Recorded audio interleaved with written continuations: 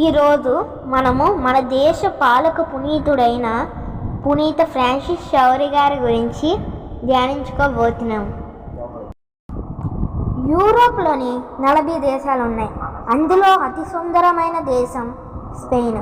అందులోనే మన పునీత షవరి గారు 1506లో జన్మించారు. పునీత షవరి గారు ఒక రాజ్య కుటుంబంలో జన్మించారు. ఆ రాజ్యం పేరే షవరి రాజ్యం.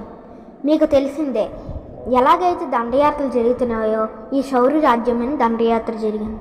అప్పుడు పునీత షౌరి వారి 2 అన్నలు చనిపోయారు. అప్పుడు షౌరి వారి నాన్నగారు బాధలోకి వెళ్ళిపోయి ఆయన కూడా చనిపోయారు. ఇంకా షౌరి గారు అమ్మగారు ఇంకా షౌరి గారు అమ్మగారు 5 పిల్లలు బతికారు. ఆ చివరి వారే మన ఫ్రాన్సిస్ షౌరి వారు. వీడియో కంటిన్యూషన్ పార్ట్ త్వరలో వస్తుంది.